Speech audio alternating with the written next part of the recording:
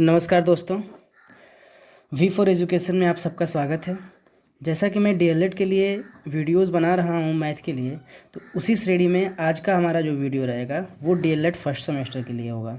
तो DElEd first semester में जो पहला चैप्टर है, इकाई नंबर 1 है, उसका नाम है संख्या तथा संख्यांक का बोध, अंकों का ज्ञान व स्थानीय मान। अर्थात हमको इस पूरे चैप्टर में संख्या क्या होती है, संख्यांक क्या होता है और अंकों का ज्ञान क्या होता है और स्थानीय मान कैसे निकालते हैं, क्या होता है, इसकी समस्त परिभाषाओं के बारे में चर्चा करेंगे। तो नमस्कार, चलते हैं दोस्तों।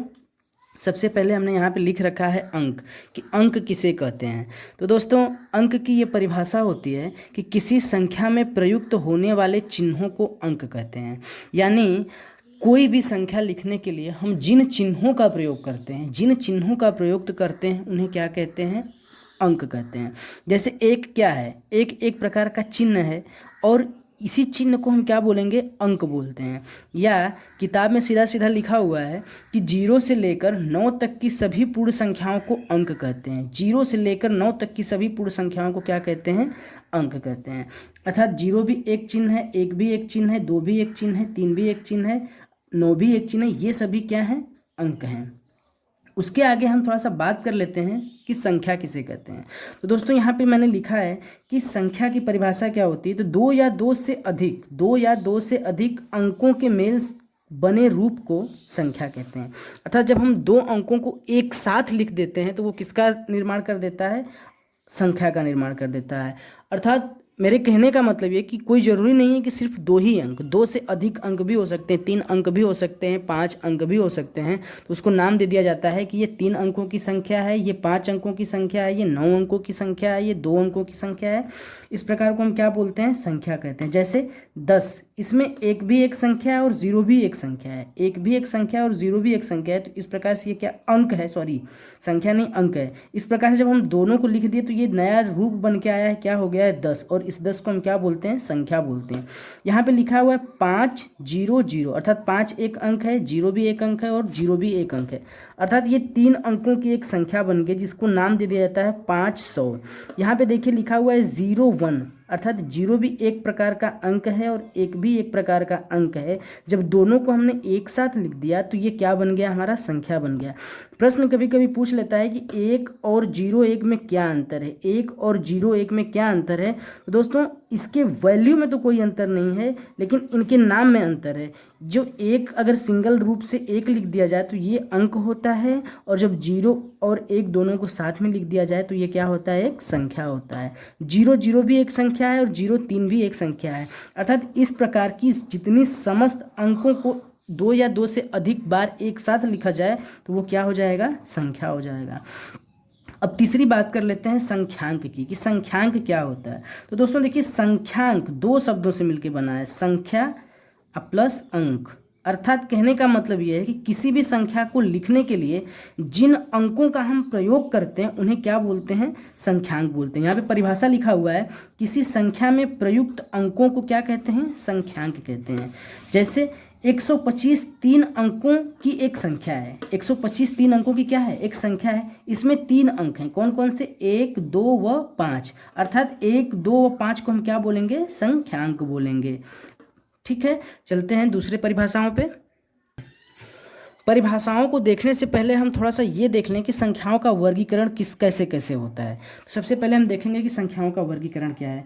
तो यहाँ पे लिखा हुआ है संख्या मूल रूप से कितने प्रकार की होती है, 2 प्रकार की होती है। कौन कौन सी, वास्तविक संख्या और काल्पनिक संख्या। हालांकि हम इनकी अलग अलग परिभाषाओं के बारे में भी चर्चा करेंगे, लेकिन फिलहाल इनका जो वर्गीकरण है वो देख लेते हैं। तो संख्याएं कितने प्रकार की होती हैं, 2 प्रकार की होती हैं। पहला वास्तविक संख्या और दूसरा काल्पनिक या अवास्तविक संख्या कहते हैं।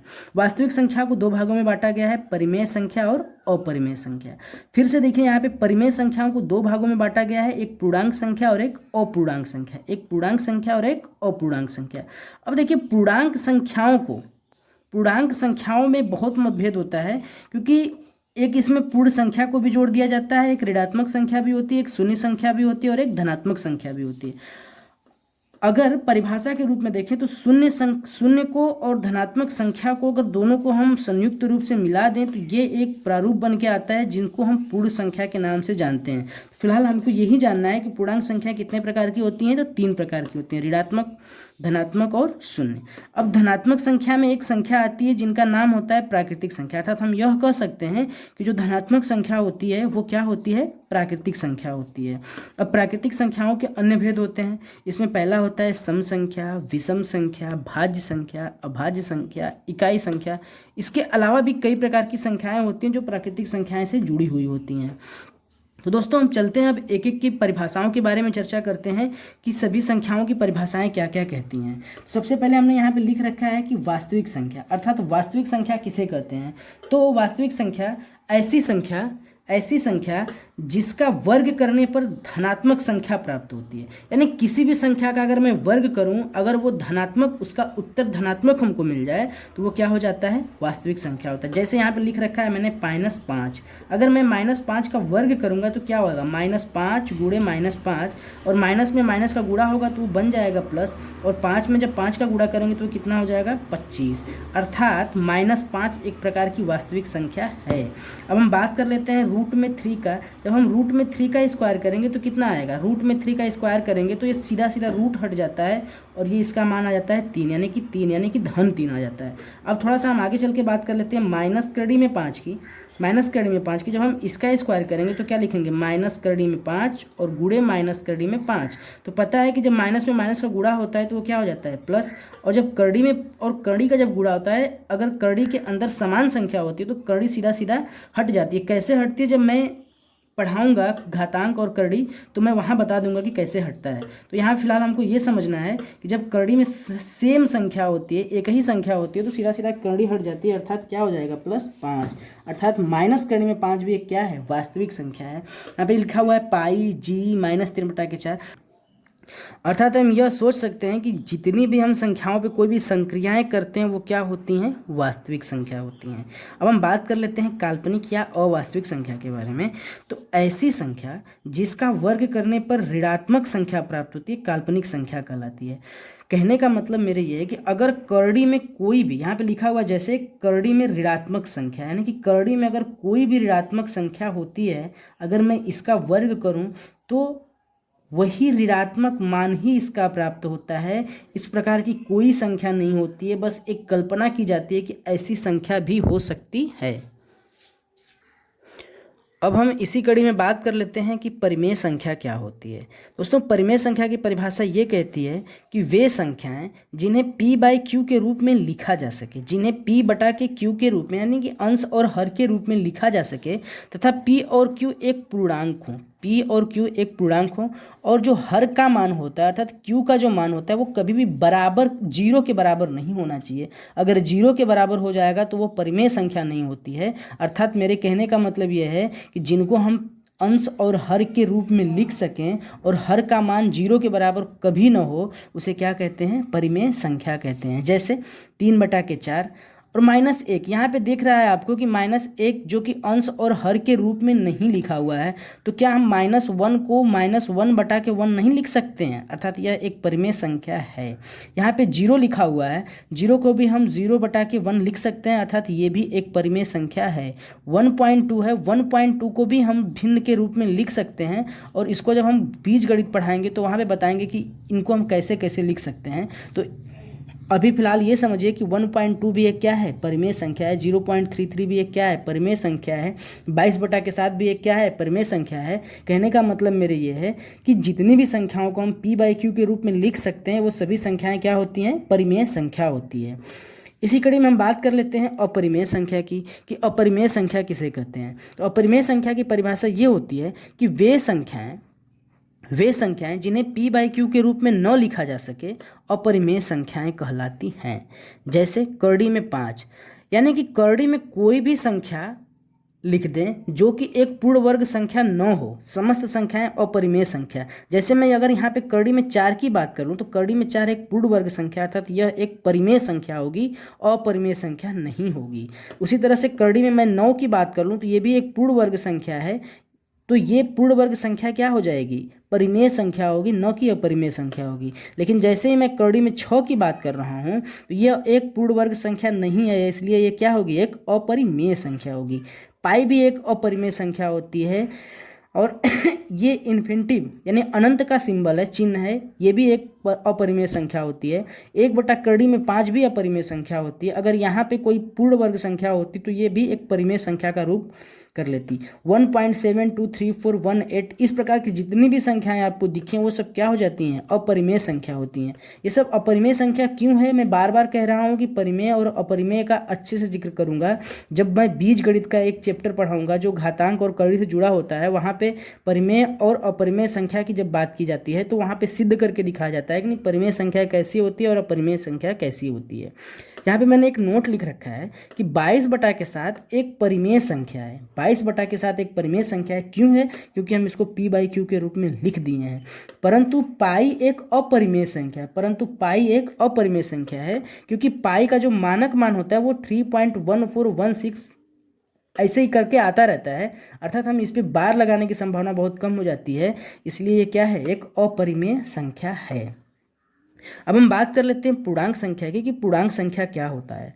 तो संख्याओं का ऐसा समूह जो ऋणात्मक, शून्य, धनात्मक सहित हो उसे पूर्णांक संख्या कहते हैं। उसे क्या कहते हैं, पूर्णांक संख्या कहते हैं। जैसे माइनस इन्फिनिटी इधर हो जाएगा तो माइनस इन्फिनिटी से एक कम डॉट डॉट डॉट करते -9 -8 -7 -1 0 +1 +2 +3 +5 +9 इन्फिनिटी तक ये सभी संख्याओं का जो समूह बन के आएगा ये क्या कहलाएगा, हमारा पूर्णांक संख्या कहलाएगा। यहाँ पे लिखा हुआ है इधर ऋणात्मक, शून्य के दाहिने बाएं तरफ क्या होता है, ऋणात्मक होता है और दाहिने तरफ धनात्मक होता है, और इस प्रकार के बनी संरचना को हम क्या बोलते हैं, पूर्णांक संख्या बोलते हैं।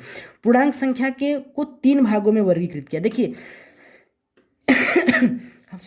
बात कर लेते हैं शून्य की, तो शून्य को हम एक स्पेशल नाम देते हैं शून्य पूर्णांक या शून्य संख्या, और जो धन की तरफ होते हैं उनको धनात्मक संख्या कहते हैं, और जो ऋण की तरफ होते हैं उनको ऋणात्मक संख्या कहते हैं। इस बेस पे इनको हम 3 भागों में बांट सकते हैं।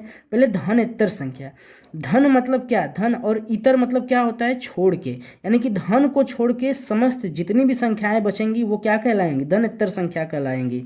यानी कि शून्य सहित ऋणात्मक संख्या को धनेतर संख्या कहते हैं। यानी कि धन की सभी संख्या को अगर हम छोड़ दें तो किसका निर्माण हो जाएगा, धनेतर संख्या, लेकिन उसमें शून्य क्या आएगा, शामिल रहेगा।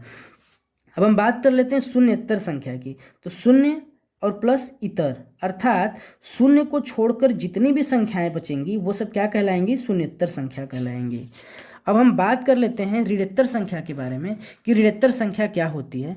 तो शून्य सहित धनात्मक संख्या को ऋणोत्तर संख्या कहते हैं। कहने का मतलब यह है कि ऋण प्लस इतर, यानी कि ऋण की सभी संख्याओं को छोड़ दिया जाए तो जो संख्या बचती है उन्हें क्या कहते हैं, ऋणोत्तर संख्या कहते हैं। जैसे 0 +1 +2 +3 dot dot dot plus infinity. अब हम बात कर लेते हैं इसी कड़ी में अगले संख्या के बारे में कि पूर्ण संख्या। पूर्ण संख्या क्या होती है, तो ऋणोत्तर संख्याओं के समूह को पूर्ण संख्या कहते हैं। ऋणोत्तर संख्याओं के समूह को क्या कहते हैं, पूर्ण संख्या कहते हैं। कहने का मतलब यह है कि अगर पूर्णांक संख्याओं में से सभी ऋणात्मक संख्याओं को हटा दिया जाए, ध्यान से सुनिएगा कि पूर्णांक संख्याओं के समूह में से सभी ऋणात्मक संख्याओं को हटा दिया जाए तो जो निर्माण होगा वो क्या आएगा, पूर्ण संख्या का आएगा। जैसे 0 1 2 3 4 dot dot dot dot dot infinity. अब हम इसी कड़ी में बात कर लेते हैं प्राकृतिक संख्या की कि प्राकृतिक संख्या किसे कहते हैं। तो वे समस्त संख्याएं जिनको हम गिनती के लिए प्रयुक्त करते हैं उन्हें क्या कहते हैं, प्रयुक्त संख्या कहलाते हैं।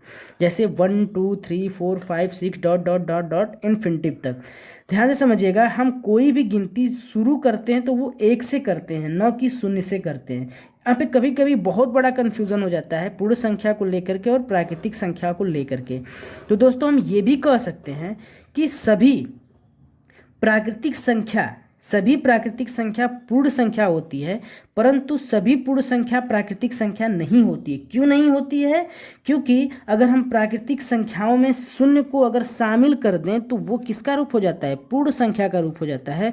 और इसी पूर्ण संख्या में से अगर हम शून्य को हटा दें तो किसका रूप हो जाता है, प्राकृतिक संख्या का हो जाता है। मेरे ख्याल से अब क्लियर हो गया होगा कि पूर्ण संख्याओं की शुरुआत शून्य से होती है और प्राकृतिक संख्या की शुरुआत 1 से होती है। अगली कड़ी में हम बात कर लेते हैं कि प्राकृतिक संख्याओं के भेद के बारे में, कि पहला प्राकृतिक संख्या क्या होती है। तो पहली प्राकृतिक संख्या क्या होती है, सम संख्या होती है। प्राकृतिक संख्याओं के समूह में एक संख्या आती है जिसको नामकरण किया गया है सम संख्या। अर्थात हम सम संख्या की परिभाषा के बारे में पढ़ेंगे। तो वे संख्याएं जो दो से पूर्णतः विभक्त हो, जो दो से पूर्णतः विभक्त हो, सम संख्या कहलाती है। जो संख्या दो से पूर्णतः विभक्त हो जाएगी वो क्या कहलाएगी, सम संख्या कहलाएगी। अर्थात हम यह कह सकते हैं कि संख्याओं का वह समूह जिनके इकाई के स्थान पे कोई सम संख्या हो वो क्या कहलाएगी, सम संख्या कहलाएगी। सम संख्या का मतलब क्या, 0, 2, 4, 6, 8। अगर किसी संख्या के इकाई के स्थान पे 0, 2, 4, 6, 8 दिख जाए तो वो कौन सी संख्या होगी, सम संख्या होगी। जैसे 2, 4, 6, 8, 10, 12, 14, 16, 18, 20, 100, 200, 500, 504, 510 इत्यादि ये सभी संख्याएं क्या कहलाएंगी, सम संख्या कहलाएंगी। एक थोड़ा सा अपवाद होता है, लोग कहते हैं कि 0 सम संख्या है कि विषम संख्या है। तो दोस्तों मैं बता दूं, अगर किसी भी संख्या से पहले अगर 0 को लगा दिया जाता है, किसी भी अंक के पहले या किसी भी संख्या के पहले 0 को लगा दिया जाता है तो इस 0 को नगण्य के रूप में माना जाता है, अर्थात इस 0 का कोई वैल्यू नहीं होता है। जबकि यही 0 किसी संख्या के बाद में लग जाता है तो इसकी वैल्यू क्या कर देता है, बढ़ा देता है। इसकी वैल्यू क्या कर देता है, बढ़ा देता है। अर्थात हम 0 को भी हम संख्या के रूप में लिख देते हैं। तो इस प्रकार से ये 0 भी एक क्या होता है, सम संख्या होता है। अब हम बात कर लेते हैं कि विषम संख्या क्या होती है। तो विषम संख्या उसे कहते हैं जो संख्या 2 से पूर्णतः विभक्त न हो। जो संख्या 2 से पूर्णतः विभक्त न हो उसे क्या कहते हैं, विषम संख्या कहते हैं। जैसे 1, 3, 5, 7, 9 इत्यादि ये सब क्या है, विषम संख्या है। अर्थात हम यह कह सकते हैं कि अगर किसी संख्या के इकाई के स्थान पे 1, 3, 5, 7, 9 में से कुछ भी दिख जाए तो वो संख्या क्या होगी, विषम संख्या होगी। जैसे 39, जैसे कि 21, जैसे कि 43, ये सब क्या हैं, विषम संख्या हैं। अब हम थोड़ा सा बात कर लेते हैं भाज्य संख्या। देखिए भाज्य संख्या को दो अन्य नामों से भी जाना जाता है। भाज्य संख्या को हम संयुक्त संख्या और यौगिक संख्या के नाम से भी जानते हैं, और इनका अंग्रेजी में सिर्फ एक ही नाम होता है जिसको हम क्या बोलते हैं, कंपोजिट नंबर बोलते हैं। क्या बोलते हैं दोस्तों, कंपोजिट नंबर बोलते हैं। अर्थात इसकी परिभाषा कुछ यूं होती है कि ऐसी संख्या जो स्वयं से, एक से और एक अन्य संख्या से पूर्णतः विभक्त हो भाज्य संख्या कहलाती है। क्या कहलाती है, भाज्य संख्या कहलाती है। जैसे 4, 6, 8, 9, 10, 12, 14, 15, 16 इत्यादि ये सब क्या हैं, भाज्य संख्याएं हैं। सब क्या हैं, भाज्य संख्याएं। या हम देखिए थोड़ा सा इसको और समझने के लिए और आसानी समझने के लिए एक चीज़ और लिख दिए कि ऐसी संख्या जिसके अपवर्तकों की संख्या कितनी हो, 3 या 3 से अधिक हो, उसे क्या कहते हैं, भाज्य संख्या या संयुक्त संख्या या यौगिक संख्या कहते हैं। अब बात आती है कि अपवर्तक किसे कहते हैं। तो दोस्तों ये अपवर्तक शब्द लिया गया है महत्तम समापवर्तक और लघुत्तम समापवर्त का जो हम प्रकरण पढ़ेंगे तो वहाँ पे अच्छे समझाएंगे। फिलहाल हम अपवर्तक के बारे में जान लें कि अपवर्तक होता क्या है। तो अपवर्तक वह मान होता है जिससे दी हुई संख्या, जिन सभी संख्याओं से दी हुई संख्या पूर्णतः विभक्त हो जाए उसे क्या कहते हैं, अपवर्तक कहते हैं। जैसे यहाँ पे मैंने लिखा हुआ है 4। अब देखिए 4 किससे किससे कटता है, तो 4 1 से भी कटता है, 2 से भी कटता है और 4 से भी कटता है। 1 से भी कटता है, 2 से भी कटता है और 4 से भी कटता है। अर्थात इनके अपवर्तकों की संख्या कितनी है, 3 है। यहाँ पे एक अगली संख्या लिखी हुई है 10। 10 1 से भी कटता है, 2 से भी कटता है, 5 से भी कटता है और 10 से भी कटता है। यहाँ पे अपवर्तकों की संख्या कितनी है, 3 से ज़्यादा, अर्थात 4 है। 4 कहने का मतलब 3 से ज़्यादा, यानी कि दोनों प्रकार की संख्याएं क्या हैं, भाज्य संख्याएं हैं। अब हम बात कर लेते हैं अभाज्य संख्या के बारे में कि अभाज्य संख्या किसे कहते हैं। तो दोस्तों अभाज्य संख्या क्या कहलाती है कि ऐसी संख्या जो केवल स्वयं से तथा 1 से पूर्णतः विभक्त हो, अभाज्य संख्या होती है। जैसे 2, 3, 5, 7, 11, 13, 17, 19। ध्यान दीजिएगा कि 2 एक सम संख्या होते हुए भी क्या है, एक अभाज्य संख्या है।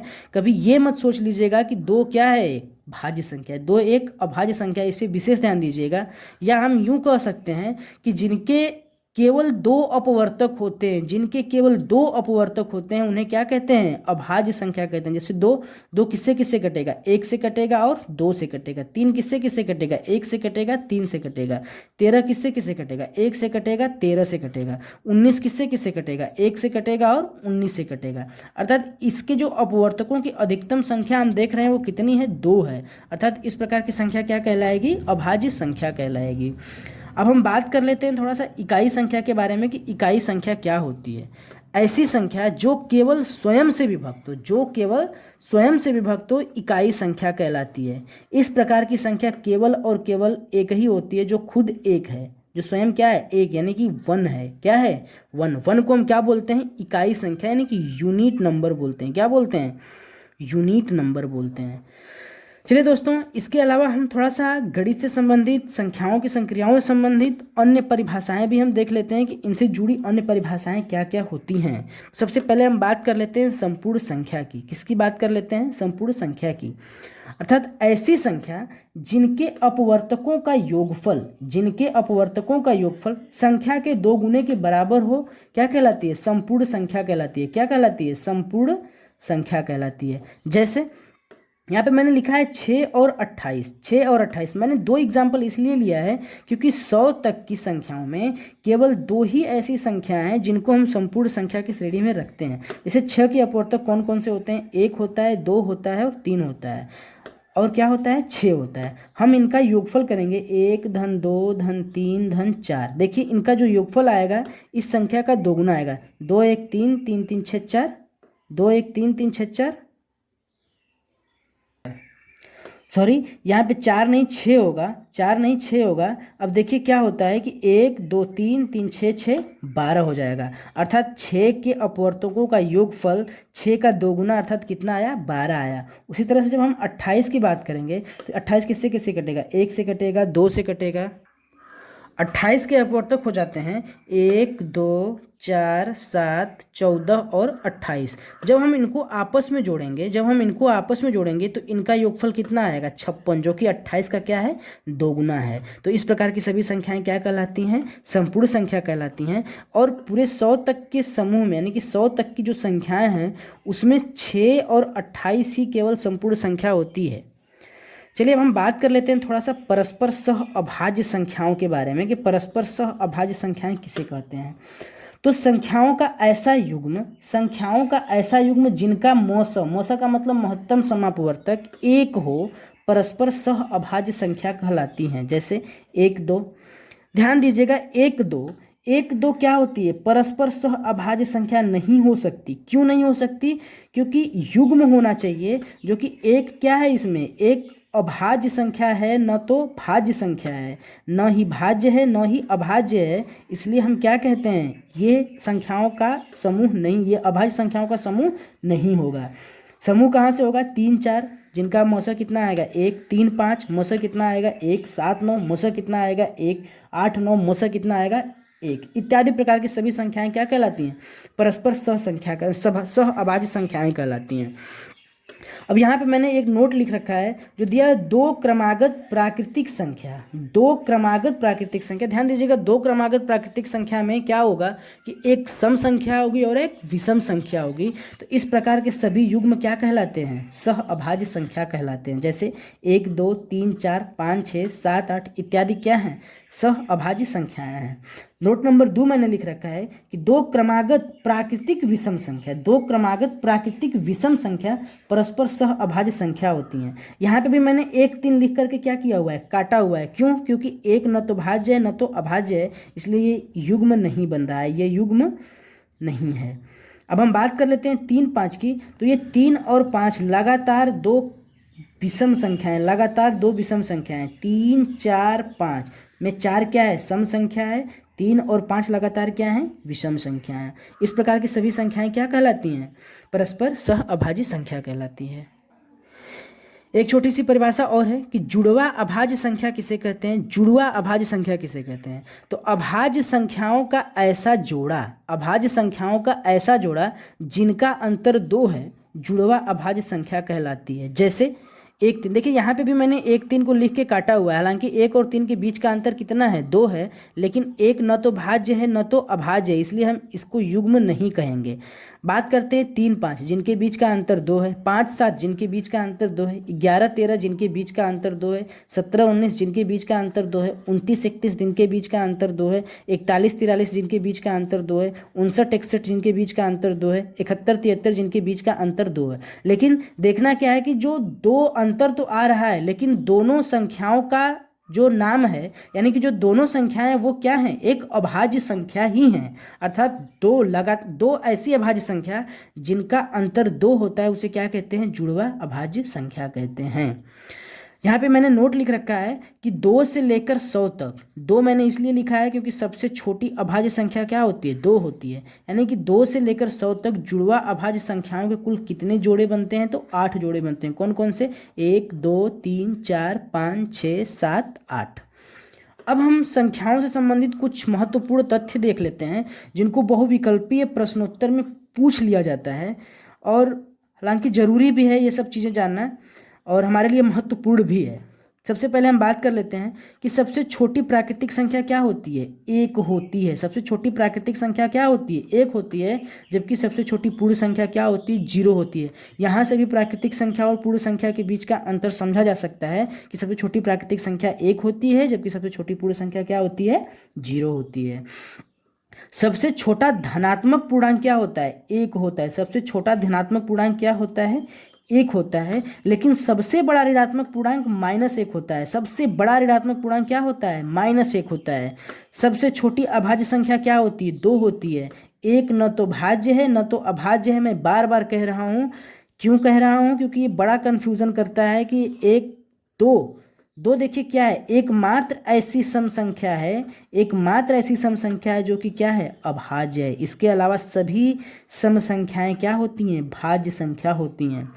सबसे छोटी भाज्य संख्या कौन सी होती है, तो 4 होती है। सबसे छोटी भाज्य संख्या कौन सी होती है, 4 होती है। यहाँ पे मैंने लिख रखा है कि 1 न तो भाज्य है और न तो अभाज्य है। क्यों नहीं है, क्योंकि भाज्य और अभाज्य को ज्ञात करने के लिए कम से कम हमको 2 अपवर्तकों की जरूरत होती है, जबकि 1 में ऐसा कुछ भी नहीं होता है। 1 खुद एक ही अपवर्तक रखता है, इसलिए हम इसको न तो भाज्य कहेंगे न तो अभाज्य कहेंगे। अब हम बात करते हैं सबसे छोटी सम संख्या क्या होती है, 2 होती है। हालांकि 0 को अपवाद की श्रेणी में रखा गया है, इसलिए हम इसको 0 को सबसे छोटी सम संख्या नहीं कह सकते। सबसे छोटी विषम संख्या क्या होती है, 1 होती है। और 2 अंकों की सबसे बड़ी अभाज्य संख्या क्या होती है, 97 होती है, 97 होती है। तो दोस्तों आज तो हमारा संख्या, संख्यांक और संख्याओं की परिभाषाओं के बारे में चर्चा हुई। कल हम बात करेंगे स्थानीय मान, और स्थानीय मान से संबंधित कितने कैसे कैसे प्रश्न पूछे जाते हैं, उसके बारे में हम चर्चा करेंगे। अगर आपको हमारी वीडियो अच्छी लगी हो तो लाइक, सब्सक्राइब और शेयर करना ना भूलें। धन्यवाद।